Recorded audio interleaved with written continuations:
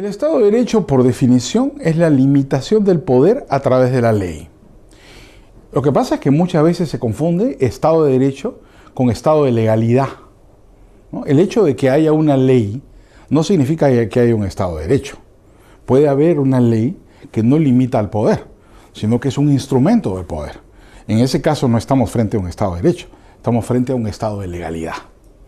La corrupción del ideal democrático del que hablaba Hayek ha producido que muchas veces, en lugar de Estado de Derecho, donde la ley limita al poder, tengamos un Estado de legalidad, donde la ley es un reflejo del poder.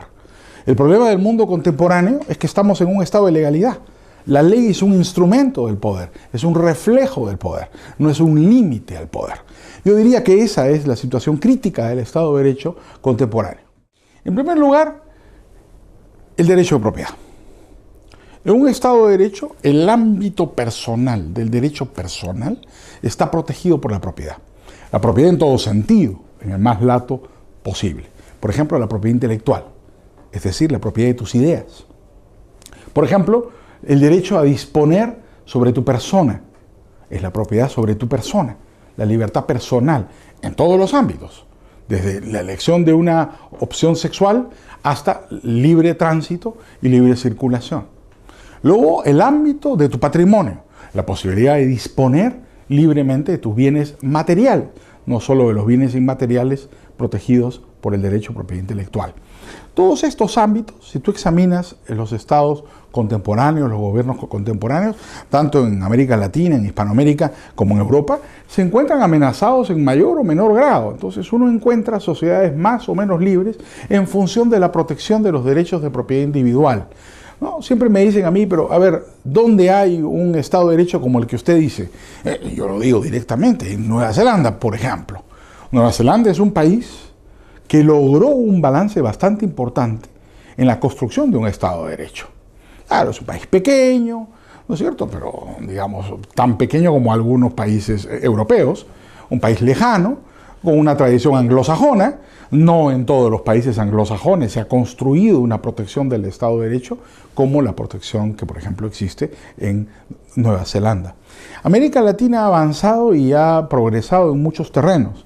Me atrevería a decir que la experiencia hispanoamericana, por ejemplo, en Chile, en Perú, en Colombia, ha sido en los últimos 20 años importante, con distinta eficiencia, con distinto éxito. Colombia tiene sus problemas, Perú tiene los suyos, Chile tiene los suyos, pero se avanzó en un camino bastante definido.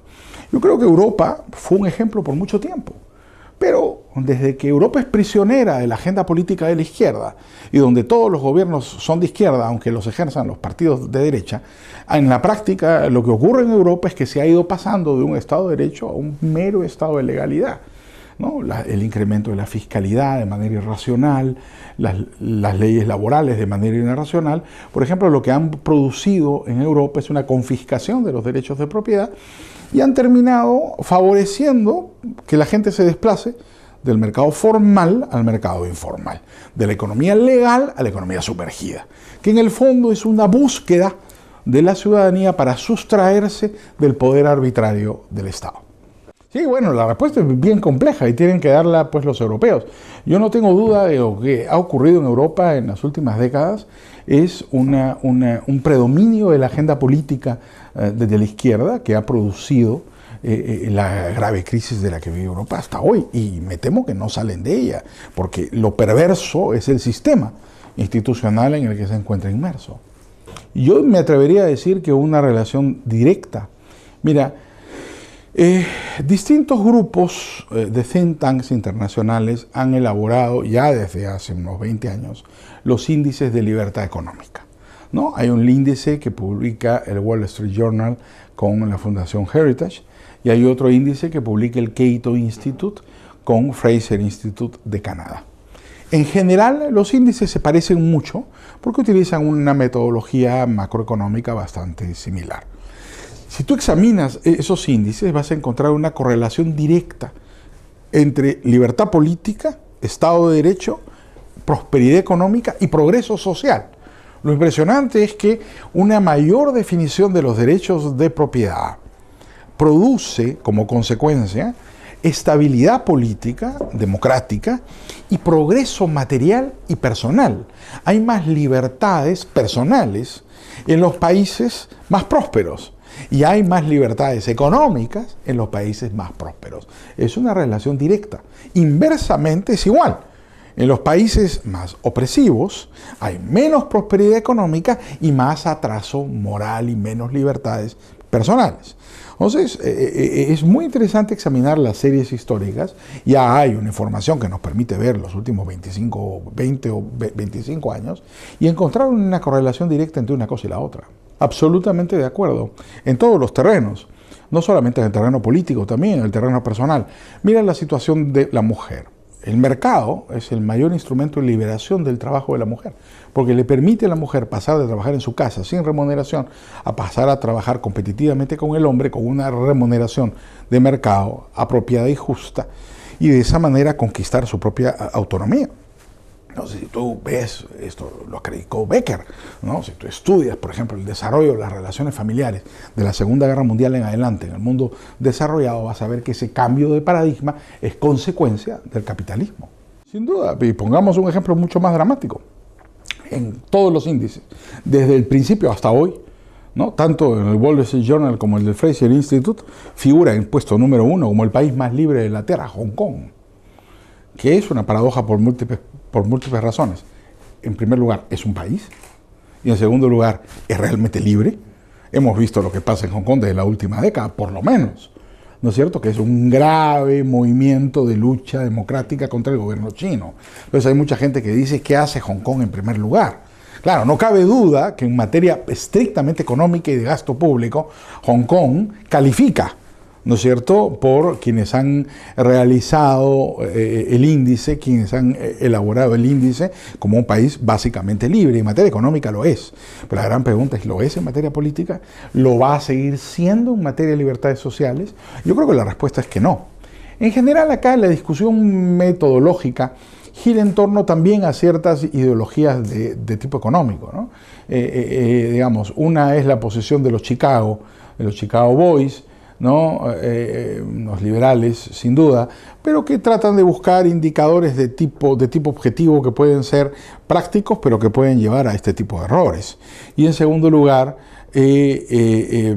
una posición más austriaca que se pondría en una situación mucho más crítica con indicadores estadísticos de este tipo, que precisamente tienen los defectos que tú estás señalando, ¿no? Por ejemplo, en el caso de Sudamérica, el país que figura en primer lugar es Chile, y en Chile el gasto público siempre ha sido muy alto, y es la misma crítica que se hace, que hace Chile en primer lugar. En algún momento Salvador estuvo en primer lugar, pero se lo han disputado Chile y Salvador como los países más libres de la región. Y hay mucha gente que tiene dudas de que eso sea realmente así, ¿no? Yo creo que puede surgir desde fuera del Estado, y la experiencia de Sudamérica es esa. En Sudamérica no hay un Estado fuerte, hay un Estado aparentemente fuerte, pero realmente muy débil, porque nadie lo obedece.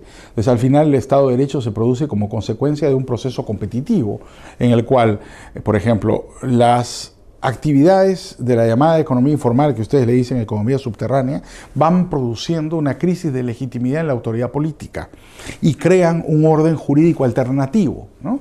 Una de las grandes falacias del mundo contemporáneo es pensar que el derecho se produce monopólicamente. El derecho no se produce monopólicamente, el derecho se produce competitivamente en la sociedad. Y en toda sociedad hay costumbres y leyes. Y la gente se desplaza de las leyes a las costumbres y de las costumbres a las leyes en función de los costos y beneficios subjetivos de cada una de ellas. Entonces, cuando el costo de la ley es muy alto, la gente se pasa a las costumbres. Cuando las costumbres tienen un costo muy alto, se pasa a la ley. Es decir, te pasas de la economía formal, cumpliendo la ley, a la economía sumergida, cumpliendo las costumbres, ¿no? Y esto ocurre permanentemente. Entonces, en realidad, la construcción del Estado de Derecho, por ejemplo, en Sudamérica, el Estado de Derecho actual, no el de los que escribieron las constituciones hace 200 años, el real, el del día de hoy, es consecuencia de la crisis y debilidad del Estado sudamericano. No, sencillamente nadie lo obedece, como nadie lo obedece, cambió el paradigma de legitimidad institucional. Y es lo que va a pasar en Europa, al paso que van, ¿no es cierto? Al paso que van, sencillamente nadie va a cumplir las leyes, Bruselas se la va a creer, el Parlamento también, el Congreso, nadie les hace caso, al final todo el mundo hace lo que le da la gana, y uno se pregunta, bueno, ¿y cuál es la ley? ¿O cuál es el derecho? ¿La ley que produce el Estado o lo que la gente hace. Yo siempre cito a un anarquista español, a Joaquín Costa, que no era un liberal, pero en materia de teoría de derecho sí lo era. Y Joaquín Costa decía, ¿no es cierto?, que la ley solo existe, el derecho solo existe cuando la gente lo obedece. Que el Parlamento apruebe una ley no significa que sea derecho, es una propuesta política que el órgano legislativo le hace al pueblo. Y si el pueblo la obedece, se convierte en derecho. Pero si el pueblo no lo obedece, no es nada. Es una declaración sin ningún efecto. Y eso es lo que pasa en Europa hoy día. Hoy día, mientras los parlamentos de Europa y Europa mismo dicen una cosa, el pueblo europeo hace otra. Entonces, lo que tienes que preguntarte es, ¿cuál es el derecho? ¿Lo que dicen las autoridades o lo que el pueblo obedece? Yo creo con Joaquín Costa que es lo que el pueblo obedece. Le iría peor, sería como Europa, ¿no? Es decir, América Latina está libre precisamente porque nadie obedece la ley. Digamos, de lo que se trata es de construir un derecho que la gente obedezca. La gente no cae en el caos cuando desobedece la ley. Se desplaza de un orden jurídico a otro, se desplaza de la ley a la costumbre. Y la costumbre genera derecho igual que la ley. Lo que pasa es que te vuelves un país consuetudinario. En la práctica, lo que ha pasado con América Latina, lo que pasa cuando encuentras un estado de ineficiencia como el que tenemos, es que la gente se va convirtiendo más en países de derecho común. Y la gente se sigue por las costumbres, ya que no por las leyes. Lo cual implica una crisis de legitimidad institucional importante. Yo creo que Europa está en medio de esa crisis. Lo que pasa es que se resiste a creérselo, ¿no? Pero va a tener que creérselo porque no creo que les quede otra. Además, la emergencia de grupos políticos antisistémicos refleja precisamente eso, ¿no? El caso de Podemos, del cómico en Italia, es exactamente eso, ¿no? Es el descrédito absoluto de la estructura institucional formal en un país. Sin duda, no solamente cuantitativa, sino cualitativa. Digamos, en Europa, las expropiaciones directas o indirectas que han sufrido los europeos de sus derechos de propiedad son prácticamente absolutas. No solamente las leyes laborales o la fiscalidad, por ejemplo, las leyes ambientales, ¿no? Entre comillas, las leyes que regulan el consumo son de tal complejidad y de tal dificultad que sencillamente se convierten en imposibles de cumplir. Sí, y uno tercero muy grave, la ilegitimidad del sistema político, ¿no? Digamos, si tú tienes un país en el cual la gente no obedece las normas que el Estado produce, tienes una crisis de legitimidad, lo que te lleva a la aparición de grupos antisistema, como los que estamos viendo por toda Europa. Eso ya pasó en América Latina, ese fue el fenómeno de los años 90 en América Latina. Ahora ya estamos de regreso. Estamos de regreso, inclusive en el último año, la izquierda chavista ha perdido todo en América Latina, ¿no? Maduro en Venezuela perdió las elecciones, los Kirchner en Argentina y Macri, Evo Morales hace 15 días perdió el referéndum, la señora Bachelet termina penosamente su gobierno y Piñera va a regresar a la presidencia de Chile. En Perú hay 19 candidatos, pero ninguno amenaza al sistema y todos son más o menos lo mismo. Sin importar la ideología, porque van desde la izquierda hasta la derecha, pasando por la socialdemocracia, pero esencialmente todos te dicen lo mismo. Entonces yo me atrevería a decir que América Latina ya superó esa crisis. Claro, Europa ni siquiera empieza, porque se resisten a creérselo, pero van a tener que creérselo, porque es inevitable, ¿eh? No es algo que hay que combatir, es algo que nos tiene que guiar. Lo que significa la economía sumergida es una sola cosa, que el derecho es muy caro, que la ley es muy costosa. Entonces, en realidad no puedes formalizar a los informales, sino informalizar a los formales. La manera de incorporar la economía sumergida consiste en bajar el costo de la legalidad para que todos puedan regirse por una misma ley y ser igualmente eficientes. Entonces, el mensaje poderoso que manda la economía informal es que hay un punto a partir del cual la gente prefiere desobedecer las leyes que cumplir las leyes. Entonces, tú tienes que encontrar ese punto y buscar que la ley se encuentre por debajo de ese punto, porque por encima lo único que vas a hacer es que la gente desobedezca la ley. Tiene dos problemas: o la revolución, y sencillamente no lo van a obedecer, y la gente va a pasar por encima de ellos, o la evolución, que van a pasar por encima de ellos también, pero democráticamente, y van a elegir, por ejemplo, a Beppo en Italia, ¿no? Que lo único que hace es matarse de risa de todo, y va a terminar siendo, por ridiculización, ¿no es cierto?, el fin del mismo sistema. Digamos, es indefendible. La estructura institucional europea es indefendible. No hay forma de sostenerla. Si los europeos no se quieren dar cuenta de eso, bueno, allá con ustedes. Todavía les queda Sudamérica para irse, ¿no es cierto? Cuando los árabes terminen de apoderarse de Europa, los recibimos en Sudamérica. Ahí siempre los hemos recibido bien. Pueden venir cuando quieran. Los necesitamos, además. Directamente proporcional.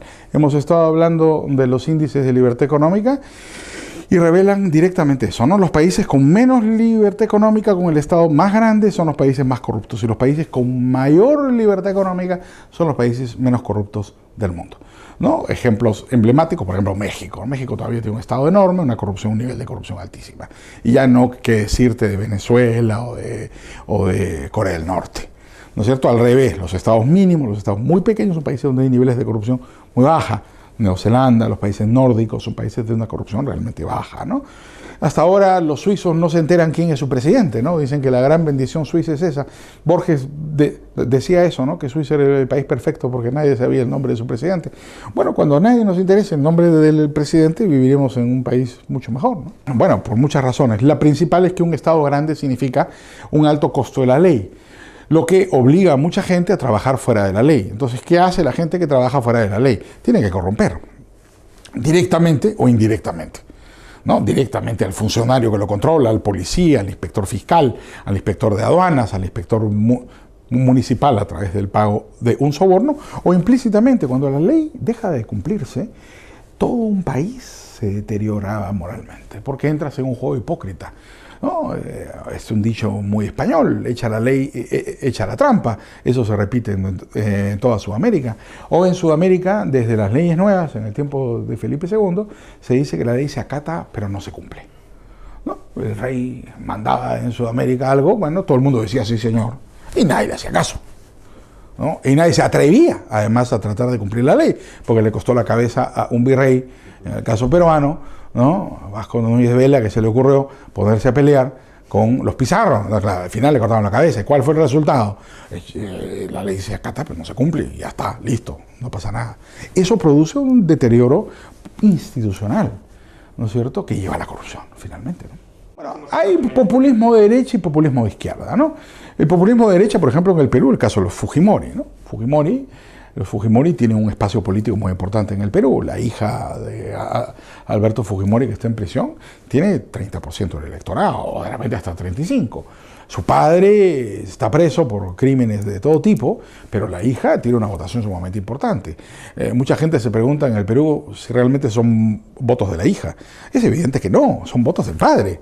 La hija no ha hecho nada, ni tiene ningún mérito político. El padre tuvo una actuación controversial, pero mucha gente que considera que la presidencia de Fujimori fue muy importante. Ahí está esa votación. Claro, no es suficiente para ganar. Con el Perú se requiere 50% más uno, estilo francés, ¿no? Entonces, como es un régimen presidencialista, estilo francés, los Fujimori tienen siempre la primera minoría, o mayoría, como lo quieras ver, pero no la mayoría absoluta, no pueden gobernar, ¿no? Pero son indispensables en la vida política. El populismo de derecha fujimorista es un populismo en el cual el Estado tiene un rol asistencialista. Hay programas de apoyo social, hay programas de subsidio de los alimentos, programas de subsidio de las medicinas, controlado y limitado dentro de un esquema de responsabilidad fiscal. El gobierno de Fujimori fue esencialmente un gobierno de superávit fiscal. Nunca incurrieron en la demagogia de financiarse con déficit. En eso, digamos, se pudo hacer porque era un momento en el que el ciclo económico internacional estaba a favor y daba para el superávit fiscal. Pero a la hora de la verdad, si no tienes ese surplus, ¿cómo lo pagas? Entonces, el populismo, aún el de derecha, puede ser muy irresponsable si no tiene forma de financiarlo. Y el populismo de izquierda ya lo conocemos, se financia con deuda, se financia con crédito o con déficit, que es una forma de tomarle el crédito a la gente vía su evaluación de la moneda. América Latina ha sido un ejemplo terrible del populismo de izquierda, ¿no?, que ha producido crisis muy importantes. Pero en los tiempos modernos, hasta la izquierda en América Latina actuó con cierta responsabilidad fiscal. Mira el caso chileno, ¿no? El segundo gobierno de la señora Bachelet no ha sido como el primer gobierno de la señora Bachelet, ha sido un poco más irresponsable en materia fiscal, pero esencialmente ha sido un gobierno que se ha mantenido dentro de cierta ortodoxia. Es decir, la señora Bachelet en España estaría en el PP, ¿no?, sin duda. No. A la derecha Rajoy, ¿no?, y a la derecha Montoro, no te quepa la duda, ¿no? Entonces, claro, Cristóbal es un viejo amigo mío, hemos sido diputados. Cuando yo era diputado, Cristóbal también era diputado, fui diputado vargallosista en Perú en los años 90. Pero claro, la izquierda chilena, el PP, ni duda. Entonces, claro, es difícil esto de derecha e izquierda, no significa lo mismo, ¿no? Es decir, mira, el gobernante, el presidente peruano, Ollanta Humala, es de izquierda. Es la primera vez que la izquierda, no izquierda de peluche como Alan García, sino la verdadera izquierda, llega al poder, en el caso peruano. Ha sido el gobernante de más derecha de la historia del Perú.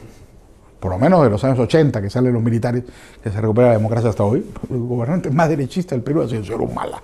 Entonces las cosas son más raras, ¿no? No significa, las palabras no significan lo mismo, ni siquiera de un país a otro. Bueno, yo no creo que haya una relación necesaria entre una y la otra, ¿no? Depende un poco de ciertas circunstancias políticas. Pero, por ejemplo, mira, alguien debe hacer un estudio de esto, porque yo encuentro una asociación por lo menos lejana. Cuando el ciclo económico estuvo a favor, en América Latina florecieron los populismos, sobre todo de izquierda, el chavismo. Al precio del petróleo más alto de la historia, tuviste en América Latina una inundación del populismo de izquierda. Y no solamente fue el precio del petróleo, fue el precio de todos los minerales. Y América Latina sigue siendo un importante exportador de minerales. El caso peruano, el caso boliviano, ¿no? El caso colombiano, el caso mexicano con petróleo, en fin, ¿no? El ciclo económico, ¿no? La carreta china y la carreta hindú jalaron los precios de los metales, de los minerales y el precio del petróleo.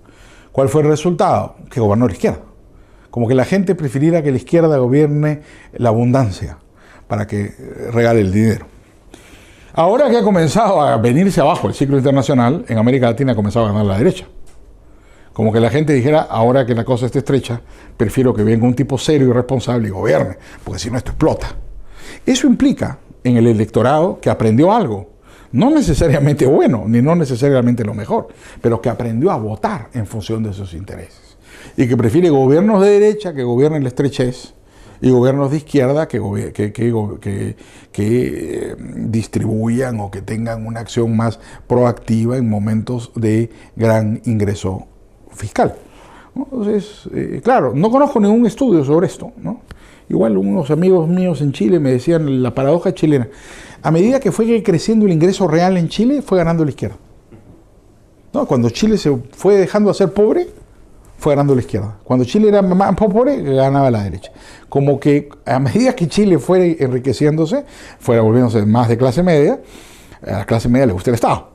Ser funcionarios, empleados públicos, tener un ingreso previsible, menos riesgos en la vida, ¿no? Y esto hizo que la izquierda chilena creciera. Entonces mucha gente en Chile no entendía. Como consecuencia del desarrollo del capitalismo, ganaba la izquierda las elecciones, ¿no? Entonces, ahí hay unas paradojas que son interesantes que hay que estudiar, ¿no? Yo creo que eso plantea unos desafíos a la ciencia política moderna. Bueno, pero depende de dónde tomes la foto. Pues Perón es un hijo de Mussolini. No sean malos pues los europeos. El inventor del populismo son los europeos. Digamos, llegó a Sudamérica 20 años después, como todo. La moda llega siempre a Sudamérica después, pero el inventor del chiste son los europeos. Es decir, los grandes populistas europeos terminan influyendo a América Latina de manera indeleble, ¿no? La izquierda europea es la creadora de la izquierda latinoamericana, ¿no? Claro, Hispanoamérica yo creo que puede contribuir con el ejemplo de una forma bastante importante. Yo soy de los que creo que ha sido decisivo en el cambio de América Latina la influencia de las ideas, ¿no? Las ideas tienen consecuencias políticas. Las ideas no son cosas abstractas que ocurren en un salón de clase, porque un profesor lo repite o porque sale un artículo en el periódico. Las ideas tienen consecuencias políticas. Son consecuencias de largo plazo, pero las tienen. El caso chileno. La prosperidad chilena no se puede explicar si uno no estudia 20 años antes lo que fue el proceso en la Universidad de Chile y la influencia de los Chicago Boys. Eso, hay una relación entre una cosa y la otra. En el caso peruano, uno no puede entender la prosperidad peruana de los años 90 si no es por la aparición de Vargas Llosa a finales de los años 80, que empieza una prédica política que además ha trascendido las fronteras peruanas con influencia sobre Sudamérica. Y así fue también con la izquierda. en su momento. Primero la izquierda toma el debate académico, domina el debate académico, y eso termina una década después, 2 décadas después, convirtiéndose en el paradigma político. Entonces yo creo que lo que le falta al liberalismo europeo, ¿no es cierto?, son ideas. Digamos, aquí todos gobiernan con la gente de la izquierda, y eso es una tragedia. Es decir, a veces, oye, para tener un triunfo político hay que tener una derrota electoral, porque los candidatos con ideas muy definidas difícilmente ganan las elecciones. Hay excepciones, Margaret Thatcher, que es una candidata con unas ideas absolutamente definidas y radicales, que ganó las elecciones. Es infrecuente eso. Pero claro, Inglaterra, en el año 75, estaba al borde de la desaparición. Y los ingleses tuvieron que volcarse donde la candidata más definida en su momento, ¿no? Uno no debe tener miedo a tener una derrota electoral si tiene un triunfo político, porque tú tienes que marcar la agenda. Y el gran problema europeo es que la agenda política de toda Europa es la misma. Es una agenda estatista, intervencionista, de ayudas y subsidios, que es la que lleva a la crisis de toda Europa, ¿no? Mira la situación europea, es decir, aquí toda Europa vive de Alemania, y al final, de repente, los electores alemanes se aburren del chiste y de estar pagando la cuenta. ¿Y qué le va a pasar al resto de Europa? Si el paradigma europeo es un paradigma que no funciona más, ¿no? Europa va a tener que revisar muy seriamente los fundamentos de su estructura institucional, porque de otra manera, yo creo que el ejemplo de Sudamérica es muy importante. Yo creo que Sudamérica ha hecho las cosas bien de los años 90 en adelante. Inclusive ahora, es decir, la subida del chavismo, podría mucha gente decir, no, pero mira lo que pasó en Sudamérica. Cayó el chavismo, democráticamente. No se ha disparado un tiro. Ha habido abusos, sin duda, en Venezuela. Pero mira lo que ha pasado en la Argentina, en Bolivia. Y América Latina ha comenzado a funcionar. Yo creo que Europa debería guiarse por ese ejemplo. Algo que transformaría Europa. Los fondos de pensiones privadas. Yo creo que ayudó a transformar Perú y a transformar Chile y Sudamérica, ¿no? Esa reforma de la seguridad social al estilo chileno que propugna José Piñera, que ha sido muy exitosa en el caso de América Latina, podría llevarse a cabo en Europa, ¿no? Y eso tendría un efecto de largo plazo. Ese efecto no se ve de inmediato, pero en 20 años te transforma un país. Y como eso, varias cosas más. Luego, si no lo hacen los europeos, lo que van a tener es una mediocridad tremenda, y los jóvenes van a tener que emigrar, porque acá no van a conseguir empleo. Me parecen sumamente importantes, y por eso el trabajo que la Fundación está haciendo es de la máxima importancia, ¿no? Uno si no provoca el debate intelectual, no provoca el cambio. La única forma de hacerlo es a través del debate y la discusión de ideas. Por eso es tan importante estar aquí con ustedes en la Fundación.